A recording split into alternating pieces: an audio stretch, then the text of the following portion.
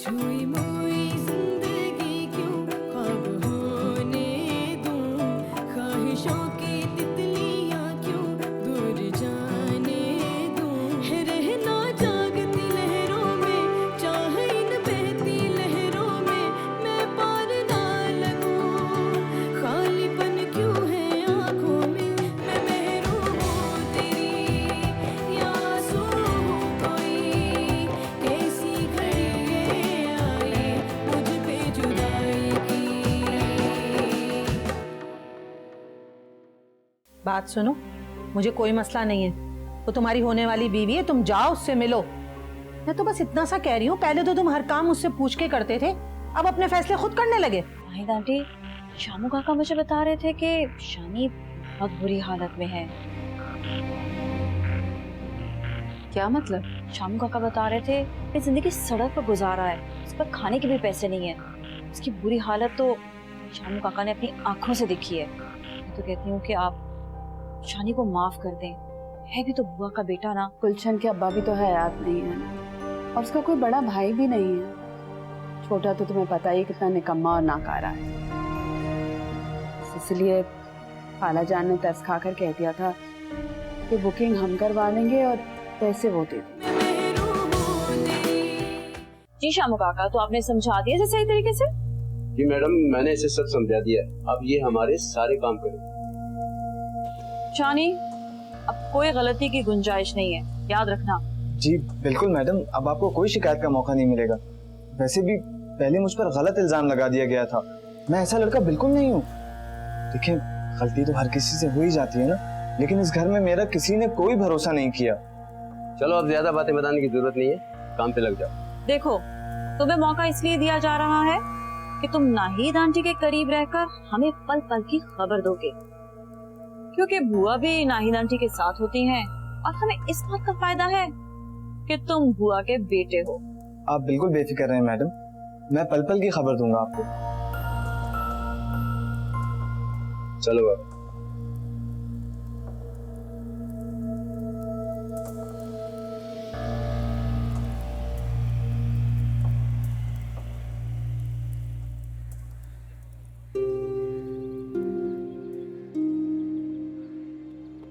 अस्सलाम वालेकुम खलील भाई। अरे वालेकुम अस्सलाम, कैसी हो भाई? बड़े दिन से तुम्हारी सूरत नहीं देखी। खलील भाई, मुझे बहुत तेज बुखार हुआ था, अब वो अभी ठीक हुआ है ना, तभी घर से बाहर निकली। ओहो, चलो अच्छा हुआ तुम्हारी तबीयत अब तो ठीक हो गई। अब ठीक हो गई हो तो कभी दुकान का भी चक्कर लगा लिया करो, तुम्हारे आने से बड़ी रौनक हो जाती थी। सच खलील भाई, अगर मेरे दुकान पे आने से आपका दिल इतना ही खुश होता है तो मैं रोजाना आ जाया करूंगी, लेकिन ऐसे ही नहीं आऊंगी। आपको ना मुझे मेरी पसंद की मेकअप की चीजें भी देनी होंगी। हाँ, बड़ी लालची हो तुम, फौरन काम की बात याद आ गई ना। खैर, तुम भी क्या याद रखोगी, खलील का दिल बहुत बड़ा है, जो जी चाहे ले जाना दुकान से। ठीक है, चलो मैं जाता हूँ। अल्लाह हाफ़िज़। अल्लाह हाफिज।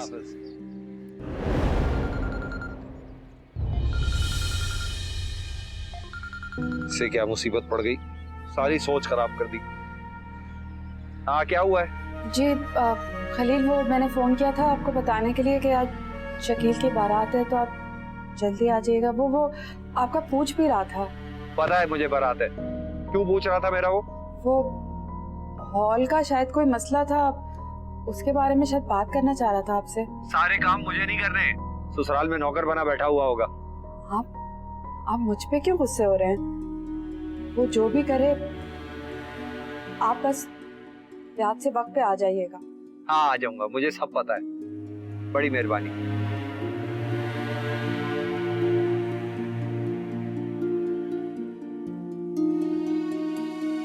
जब से पैसा आया पता नहीं खुद को क्या समझने लगी है, बड़ी आई हमदर्दी जताने वाली, पता नहीं किन हवाओं में उड़ रही। सब ठीक कर दूंगा।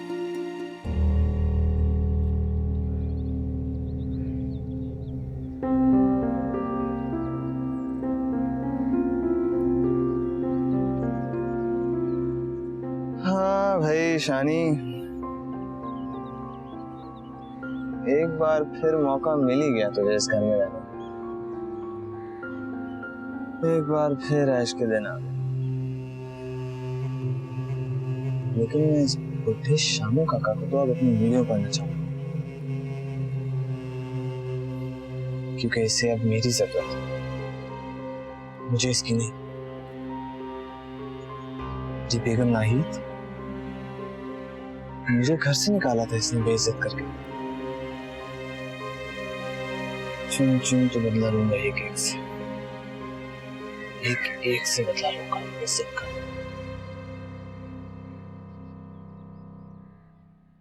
अस्सलाम वालेकुम देवी भाभी। वालेकुम अस्सलाम। कैसी हैं आप? मैं ठीक हूँ, तुम बताओ ठीक हो? तैयारियां कैसी चल रही हैं? सब कुछ ठीक हो रहा है भाभी, तकरीबन सारी तैयारियां हो गई हैं। थोड़ा बहुत काम रहता है, वो भी मुकम्मल हो जाएगा। चलो अच्छी बात है। मेरी दुआ है कि अल्लाह तुम्हारे नसीब अच्छे करे। थैंक यू देवी भाभी, मैं तो बहुत खुश नसीब हूँ कि मुझे आपकी जैसी भाभी मिल रही है, वरना तो इस घर में मुझे कोई नहीं समझता। क्या बात है गुलशन, कोई परेशानी है? नहीं जेबी भाभी, ऐसी तो कोई बात नहीं है। बस वो शकील मुझसे सारा वक्त रूखे रूखे अंदाज में बात करता है, सारा वक्त मुझे इग्नोर करने की कोशिश करता रहता है। वक्त तो से गुलशन, वो ठीक हो जाएगा। बहुत अच्छा इंसान है, यकीन करो शादी के बाद तुमसे बहुत अच्छे से पेश आएगा। जी भाभी, वो वाकई बहुत अच्छा इंसान है, लेकिन मुझसे बात तो करे। अच्छा तुम फिक्र मत करो, मैं बात करूंगी उससे। सेवी भाभी, मैंने शकील से बहुत दफा बात करने की कोशिश की है, लेकिन वो किसी की कोई बात नहीं सुनते। मेरी बात मान कर, मैं बात करूंगी और वो तुमसे बहुत अच्छे से बात करेगा, ठीक है ना? याद है उस दिन खाने पे मैंने ही भेजा था ना तुम्हारे घर उसे? मानता है मेरी बात? जी भाभी, एक आप ही तो है जो मुझे इस मुसीबत से निकाल सकती है और मेरा साथ दे। कहा ना परेशान मत हो, मैं करूंगी बात। आओ बैठो। अच्छा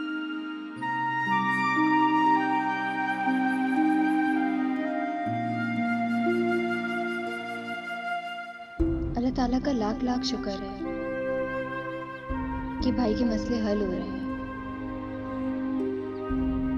भाई जैसे तैसे करके उस शामू का उधार उतार रहे हैं, लेकिन भाई करे भी तो क्या करें? इनके ऊपर इतनी सारी जिम्मेदारियां भी तो हैं, वो कैसे पूरा करेंगे? अब्बा भी नहीं है इस दुनिया में, वरना ये सारे मसले होते ही नहीं। मुझे भाई की मदद के लिए कुछ ना कुछ तो करना पड़ेगा, लेकिन मैं क्या करूं? कहीं जॉब कर लेती हूँ, लेकिन मुझे जॉब देगा कौन?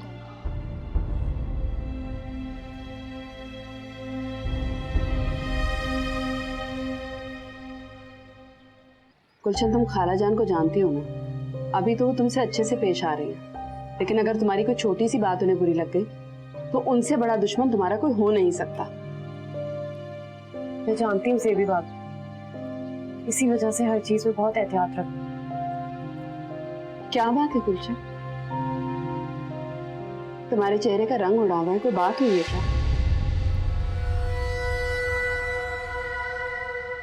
नहीं भाभी, ऐसी तो कोई बात नहीं है, बल्कि मैं तो बहुत खुश हूँ कि मेरी शादी होने वाली है। बहुत देर हो गई, अब मैं चलती हूँ, अम्मा इंतजार कर रही होंगी। चलो ठीक है, अल्लाह हाफ़िज़। अल्लाह हाफिज।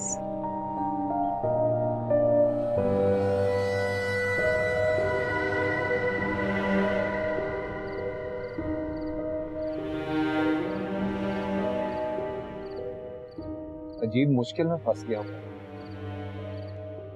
क्या करूं? आया तो पैसे लगाने था ये बंदा, अब मुझे लगता है कि वो दुकान पे कब्जा करना चाहता है। कहता है पेपर मेरे पास रखवा दो। हाँ, मैं कोई पेपर वेपर उसके पास नहीं रखवाऊंगा, ऐसी अपनी दुकान किसी के हवाले कर दूं। लेकिन इसका कुछ ना कुछ हल तो निकालना पड़ेगा, क्योंकि अगर उसने अपना माल मेरे स्टोर से निकाल लिया तो खलील मियां खाली दुकान में बैठ के क्या बेचोगे? सोचना पड़ेगा। देखते हैं, पेपर तो नहीं दूंगा मैं।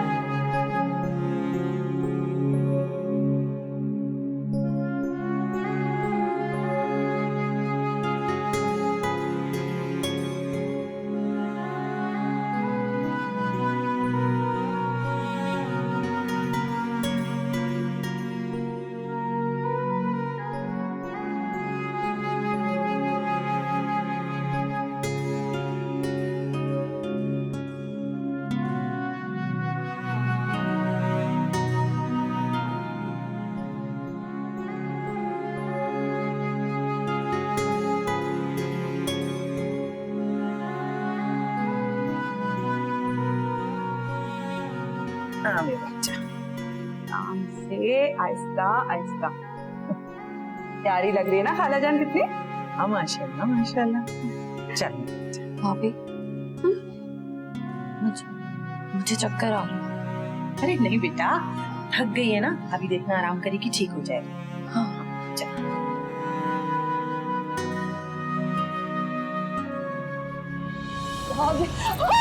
गुलशन गुलशन क्या हो गया? गुलशन जेबी क्या हो गया इसको? गुलशन आंखें खोल बेटा। जेबी क्या हो गया? आंखें क्यों नहीं खोल रही है ये? इसको पानी पिलाया आपने? अरे नहीं शकील, तू जा जल्दी से गाड़ी निकाल, इसको अस्पताल लेके जाएंगे। जाओ गाड़ी निकालो फौरन। क्या हो गया इसको? खलील जेबी क्यों नहीं आंखें खोल रही है? क्या हो गया? गुलशन आंखें खोल बेटा।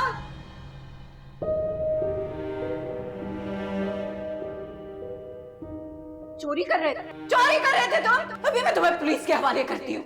वो ये एहसान का बदला दे रहा है, देखिए जरा इसको।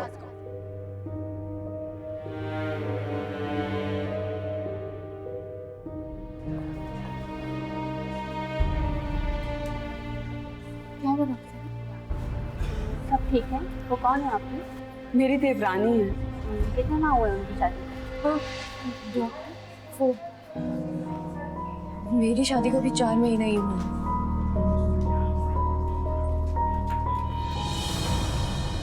मुबारक हो, आपकी देवरानी प्रेग्नेंट है।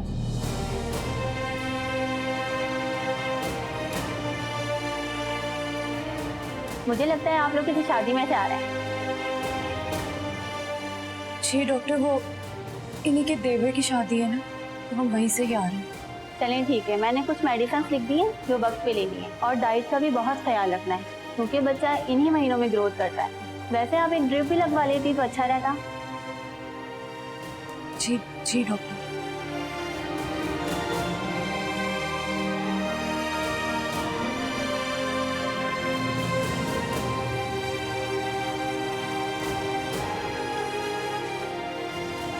जी भी भाभी, आप प्लीज मेरे साथ चलें, मैं घर चल के आपको सब बता दूंगी।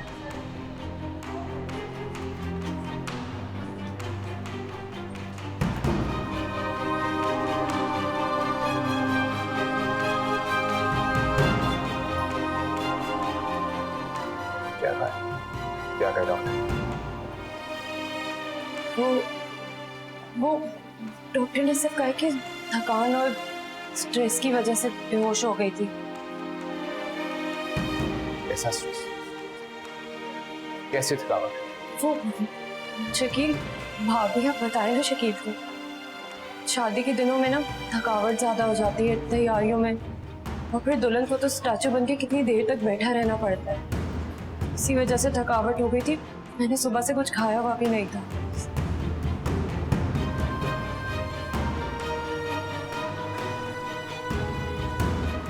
अभी आप लोग चाय आता।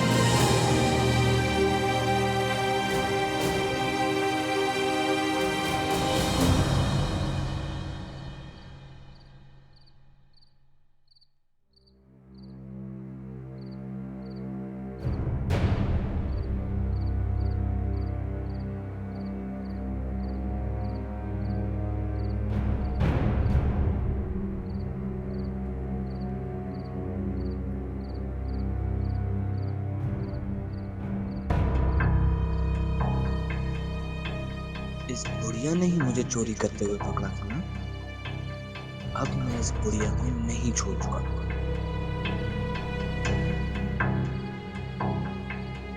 ऐसा सबक सिखाऊंगा कि सारी जिंदगी याद रखेगी। शानी से पंगा लिया है ना तूने।